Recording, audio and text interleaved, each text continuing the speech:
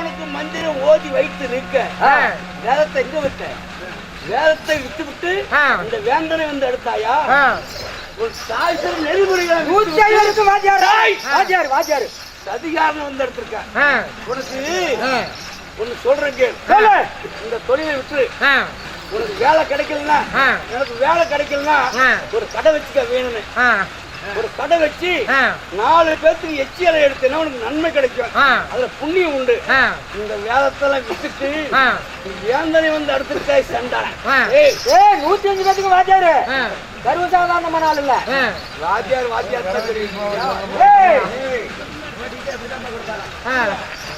இப்போ ஒண்ணு இன்னைக்கு இப்ப நான் சொல்றேன், வானம் எடுத்து யுத்தத்தை முன்னாடி எனக்கு கைக்கு பத்தாதாளு பையன் சண்டை மேல வந்தா கூட கொஞ்சம் பாக்கலாம். இவன் பிஸ்கட்டு இன்னைக்கு நீ வர தண்டாளா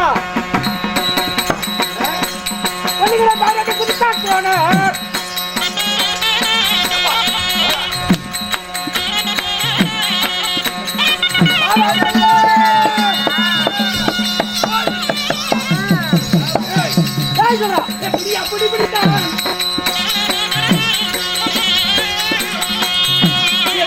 தரபோது அபிமன்னன் சுருட்டி அபிமன்னன்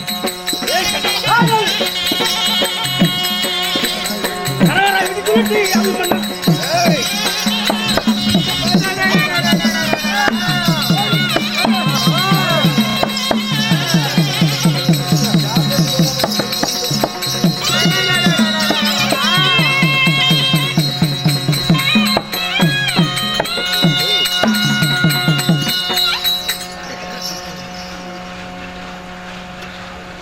பையன் நாம வயசான ஆளு, பெரிய மனுஷன் ஆச்சியாரு. என்ன பண்ணி அவன் இளரத்த வேலையுமே காட்டிட்டான்டா.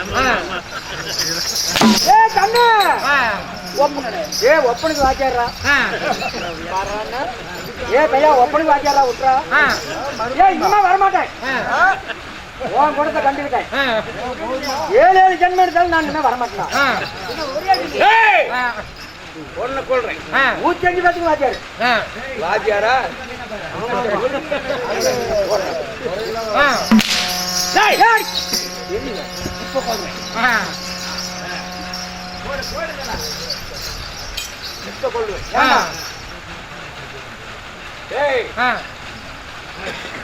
ஒரே பாலத்தில் ஒண்ணு 10 கட்டிச்சிடுவேன். உனக்கு மனசு வராது.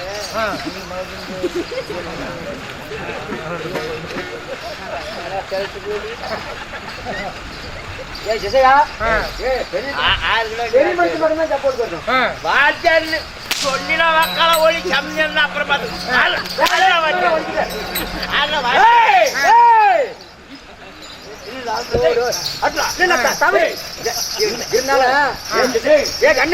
நானும் அக்கினி கோத்திர மகாமணி கட்டல அந்த வீரன் அப்படி லேசா வந்து பாத்துக்கிறான். அதனால கூட கால பிடிச்சிட்டேன்.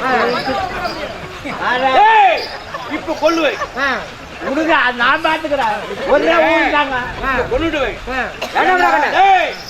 ஒன்ன கொள்வதற்குன்னு அக்கினி வேள்வியில எனது தாத்தா குருபதி மகாராஜன் அக்கினி வேள்வியில ஒரு பிள்ளை பெற்றிருக்கான். நான் உன் கையால கொண்டுட்டா அவருடைய சபதம் வீணா போயிடும். அதுக்காக உயிர் தானே விடுறேன். ஓடி பார்த்து உயிர் தானே கூட நானே எல்லாரும் கொண்டிருப்பாங்க. உனக்கு கவரம் குறைஞ்சி போச்சுன்னு தான் விட்டுட்டேன். அதனால இப்ப என்ன சொல்றேன், கரெக்ட் பிள்ளைமே அந்த வழியே தாய்மார் இருந்துமே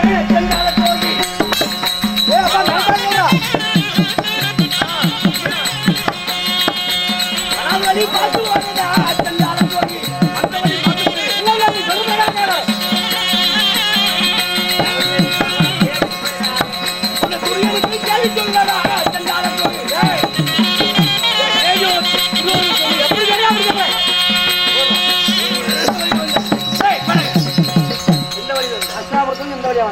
வழி விட்டுடு. அந்த வழியை மறந்து என் நிலைமை உன் துரியோதனுக்கு என் செய்தி சொல்லணும்.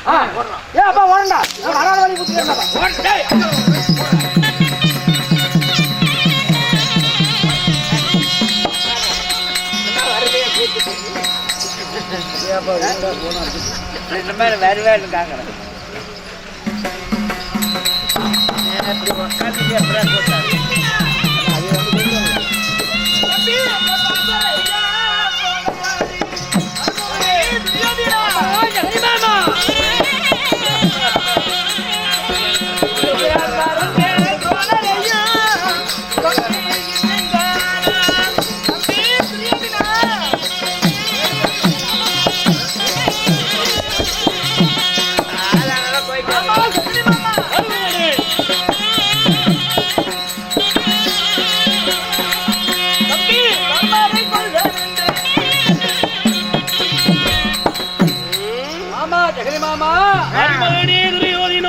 வாசனைக்கு சென்றால் ஓனர் தர்ம சிரத்தை எடுத்துக் கொண்டு வருகிறேன் என்று.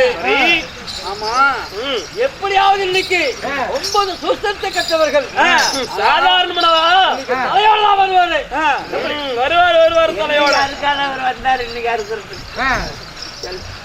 குருதேவா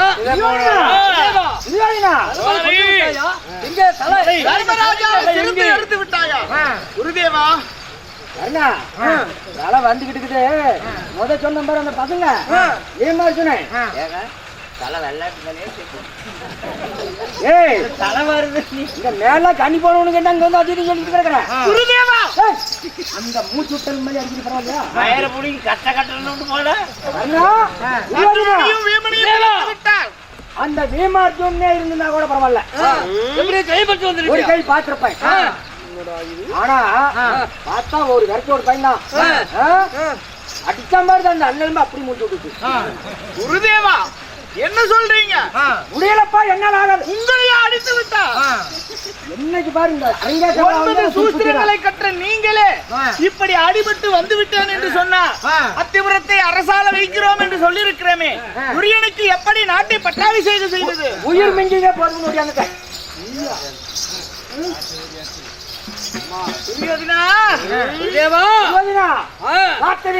எத்தனை சிரம்? 1000 சிரம், 2000 கரம். அவர்கள் எதுக்காக அவர்களை விட பன்மடங்கள் யுத்தத்துல அது அத்தனை கருத்திலும் செய்யக்கூடிய பாடத்தை வேற சோட்டு பையன் 2 கையில செய்யலாமா? 2 கையில 2000 கரத்திலே செய்யக்கூடிய சண்டைய 2000 கை இல்ல. ஆமா அந்த 2000 கை பண்ற வேலையை அவங்க ஒருத்தனே 2 கையில செய்யறாங்க. ஆமா அவங்கள விட அதிகமா தான் யுத்தத்தை செய்ய வருவான்.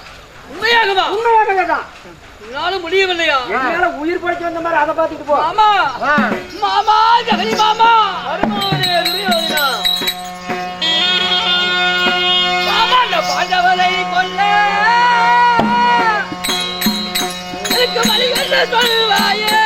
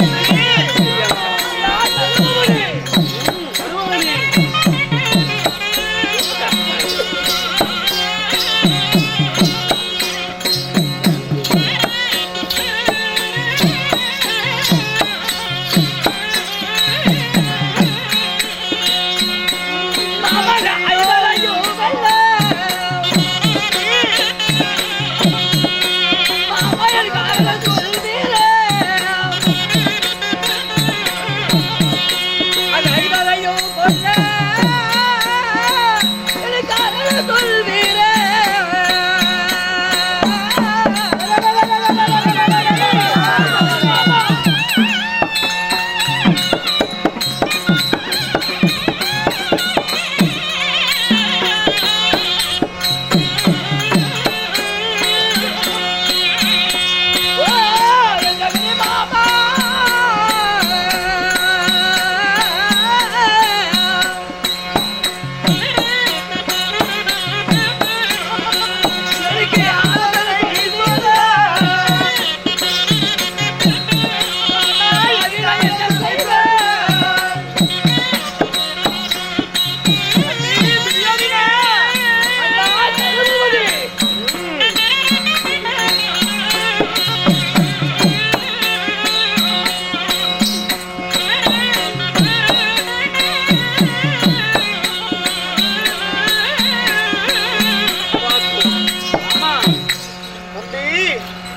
இந்த 12 நாட்களாக அந்த பாண்டவரே ஜெயம் பெற்று வருகிறார்கள். இன்று 13 நாள் உத்தம். இன்றைக்காவது ஜெயம் பெறுவோமா? இன்றைக்காவது நமக்கு ஜெயம் பெற முடியுமா மாமா? உன்னை என்றுமே நாளாளுக்கு மேல மேல் மேல் மேலே உன்னை கொண்டு போகவே வந்திருக்கேன். என்ன மாமா நாளாளுக்கு மேல கொண்டு போறீங்க? மென்மேல் மென்மேல்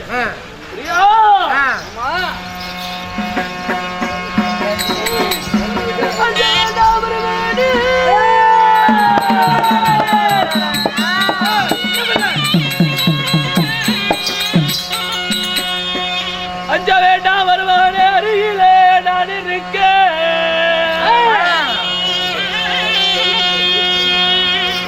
நானே கர்ணனுக்கு இன்றைய தினத்தில்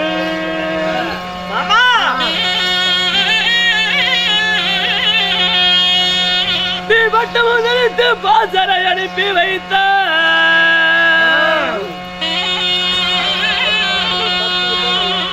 தர்மசிரம் மறுத்து வருவான் மருமகனே.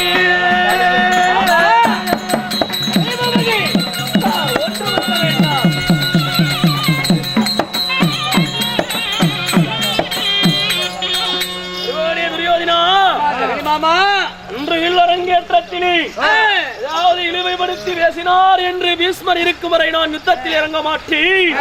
அப்படி என்று உன் அண்ணனாக விளங்கக்கூடிய கண்ணன் உரைத்திருக்க ஆனால் சண்டையிலே பீஷ்மர் உச்சாகிவிட்டார்.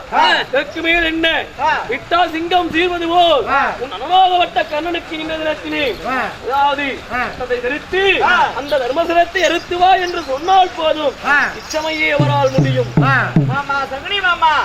அகிலத்தில் சேனாதிபதி வட்டம் தரித்துதான் என் தம்பிக்கு வெற்றி தருவதாக என் லட்சியம் அல்ல என்றா இருந்தாலும் அத்திபுரத்தை அரவகுடியோன் ஆள வைப்பது இந்த அங்குதேசாதிபதியினுடைய கடமையாகும்.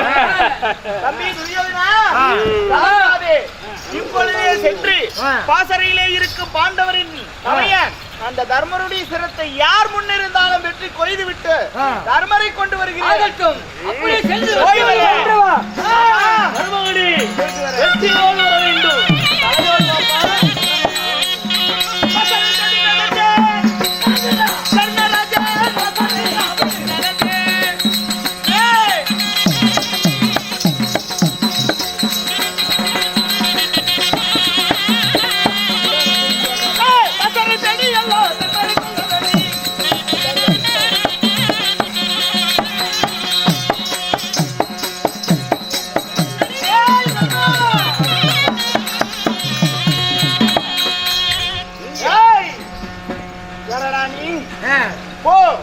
வழிவிட்டு போ, வந்தது தர்மருடைய சிரம் கைய வேண்டி.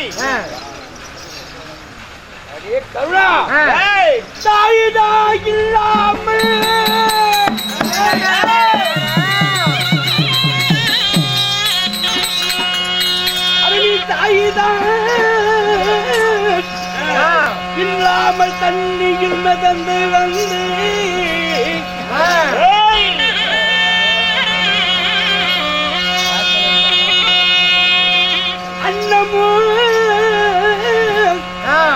வஸ்திரத்திற்கு அடைக்கலமாக வந்த கருணா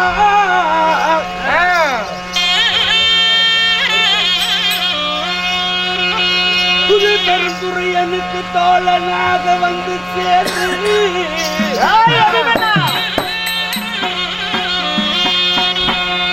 உடலையும் உடன்பட்ட சேனையும் ஒரு நொடிக்குள் கொள்வேன் பாரா.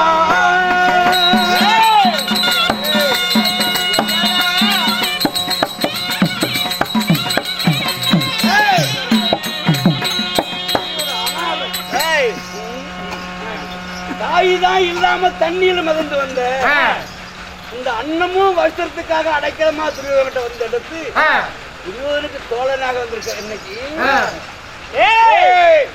உன்னையும் உன் உடன்பட்ட சேனையெல்லாம் ஒரே நொடிக்குள் கொண்டு பேசாமல் போயிடு. போடா போக்கற்ற கோலையே, ஏய் கர்வம் கொண்டவனே, அபிமன்னா, என்னை தாய் தந்தை இல்லை என்று சொல்கிறாய். உன் தந்தையார்கள் உன் பாட்டனாருக்கு பிறந்தவர் அல்ல. நீ என்னடா கர்மம் கொண்ட அபிமன்னா சொல்ல கேள.